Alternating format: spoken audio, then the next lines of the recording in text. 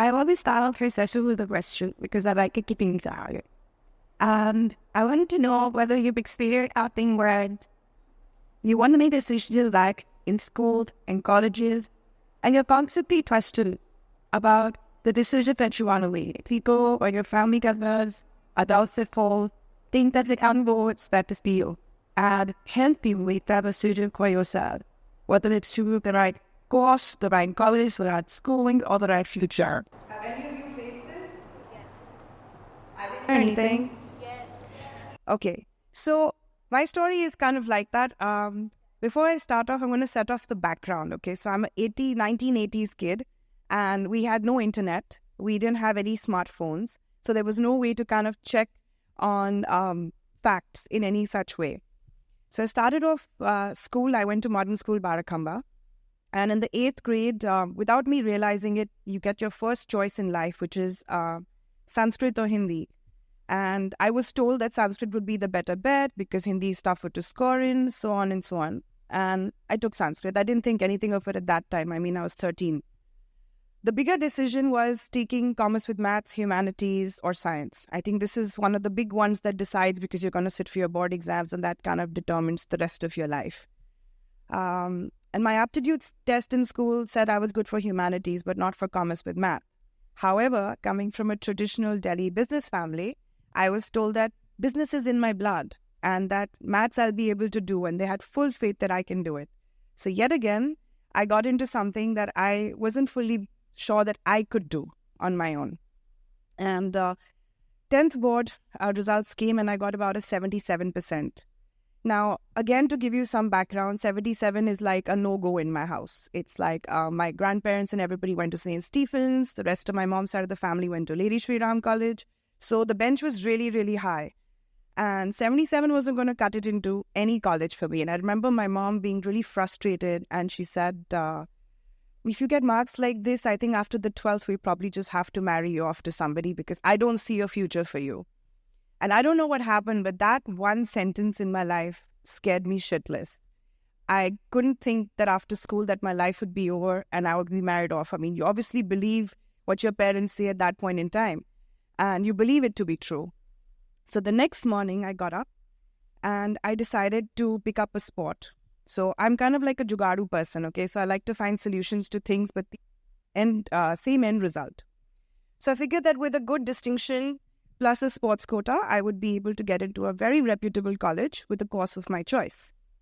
But the problem was that I didn't know how to play any sport, and I wasn't good at anything. To add to that, I was overweight and often called pleasantly plump or thunder thighs. Nevertheless, I said, this is something that I need to do. And I got into a swimming pool. It was very difficult at that point in time to wear a swimsuit, get into the pool when I knew my high school crush was like the captain of the diving team. So it was really, really hard at that point in time. But nonetheless, that summer, I was 15 in 10th grade. I got into that pool and 6 months later, I emerged as a national level swimmer. I worked tirelessly for 2 years. I woke up at 4 in the morning, went to Talkatora Stadium, did my swimming session, made it back to school for classes, did a post-school session for training, got home at 7 o'clock in the evening, had my tuitions, did my homework, went to bed. There was no parties, no outings, no movies, nothing. And this was my life for 2 straight years. Fast forward a little ahead, I got into LSR. I did BCom honors, and I was the member of the sports team because I got in through swimming. When I reached college, though, I wasn't prepared for it. It was another battle. Picture this. I went from a co-ed school as a tomboy and a sportsman, and I went to an all-girls college. And for those of you who know about how LSR works, all the rumors are pretty true. It's really strict. It's very particular about its attendance. It's very, very particular about academics. So I felt school was really cool, and then college felt like school for me.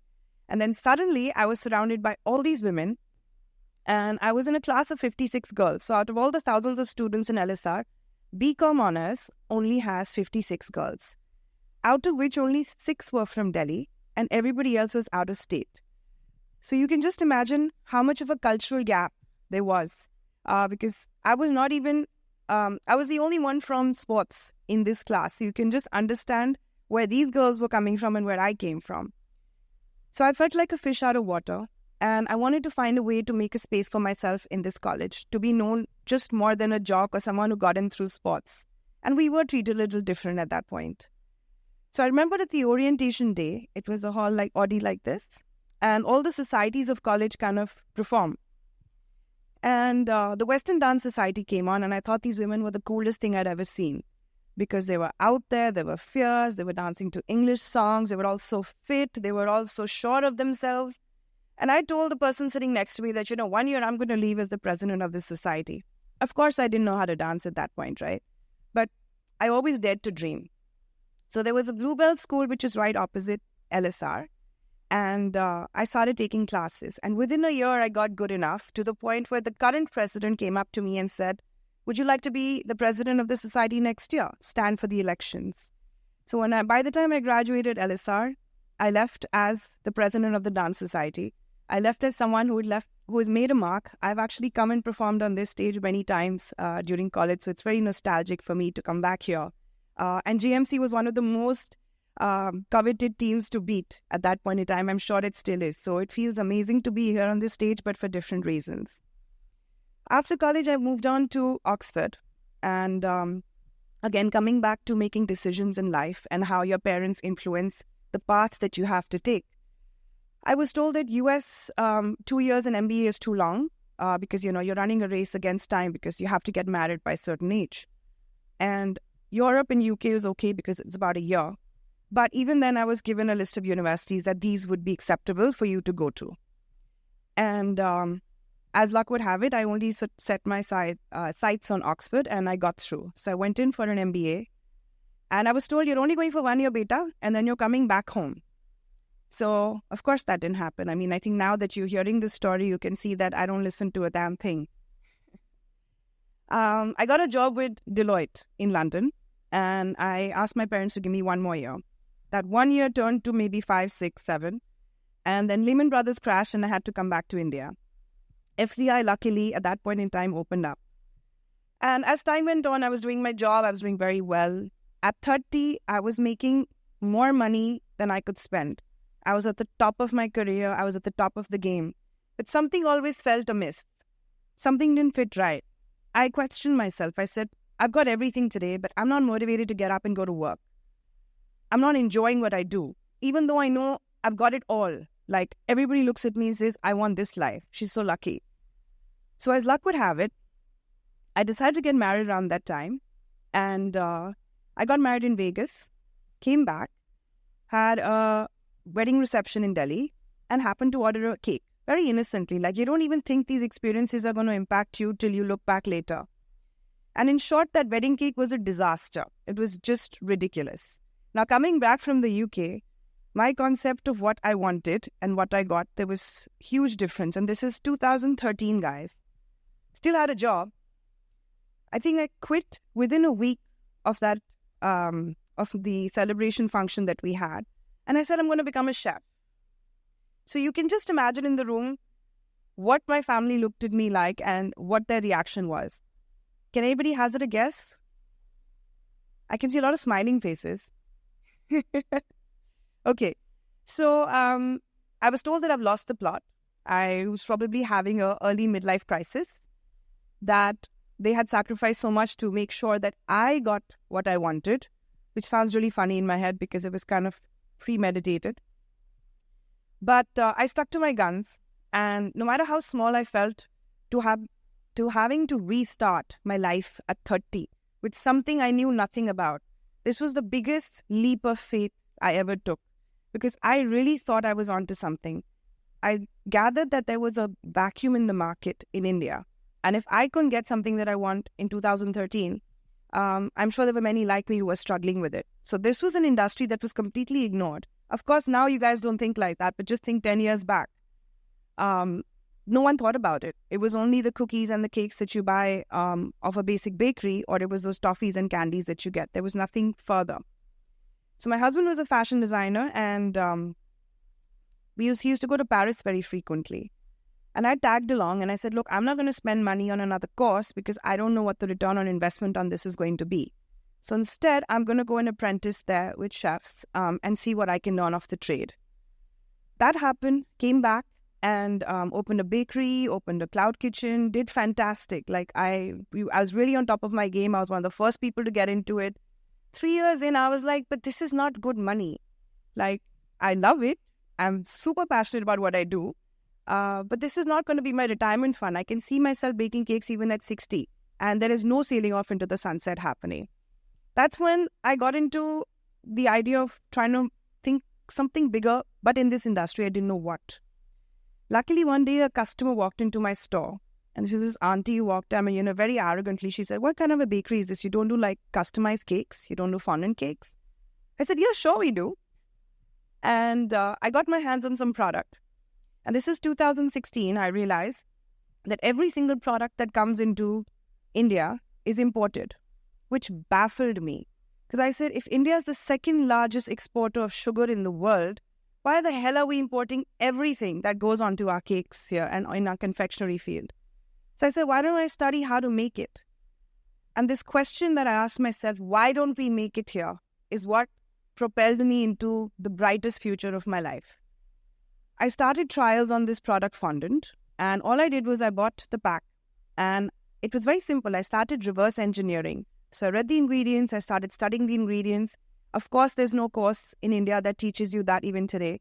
So I got papers from the Culinary Institute of America. And I remember going to my husband's office because there was lots of printouts and I didn't want to spend on it. So I used to go there for free prints. And that's how that was a chef's life at that point. Okay, so it wasn't glamorous at all. And then about 400 trials later, in 2017 end, I launched the first iteration of my product. Now, this is not a story where I'm going to be sailing off into the sunset like some Bollywood movie. Everybody hated it. It was a complete flop. They said, this is rubbish. This girl doesn't know what she's doing. Aa jate hain, ghar pe bana rahe hain, coach madams, and they think they can sell it and all of that. It was at that point that I had to choose how to approach this. Either I could spend the rest of my life preaching that, oh, I'm all French trained and I know what I'm talking about and I've got CIA. But then am I going to really sit there and educate like 100 crore people? That's really expensive. It's like banging your head against a wall. So I figured, why not give them what they want? So I listened very closely to what the feedback was. And I re-engineered the product again. 2018, I launched the product at Ahar, which is the largest food exhibition in India, by the way. And like they say, the rest is history. 2 years later, COVID hit. And I think that's the best thing that ever happened to me. Because suddenly the education factor that I wanted for the whole world to know, everybody loved baking. Everybody was baking at home. Everybody was watching MasterChef. Suddenly there was so much information around what we do in the industry. So even though my husband's business shut down, the world shut down, the food business was running, I got to work for those 2 years. And we propelled. At the end of 5 years today, we have about 750 products. We're a women-only run company. And I have taken up a 2% market share of sprinkles in the US. So Amazon Global approached me and said, do you think you can sell sprinkles to the Americans? And I looked at them and I said, watch me. And the rest is history. Now we're looking to expand globally. I run the only chef-based company in the world, in India, to do this. And I'm the only one from India to export to the world with quality ingredients, which nobody's making. So my idea and the reason for telling you my story is I gave everybody who had a chance to tell me what was best for me a shot. And maybe some of it factored into who I am today. But at the end of the day, when I sit and I curate products, it feels like second nature. And there is no feeling that I can explain when you do something that you know you're meant to do.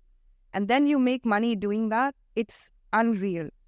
So my 2 cents to you guys is take a ear to the ground, listen to what everybody has to say, but really feel it in your gut. Like really know what you want to do.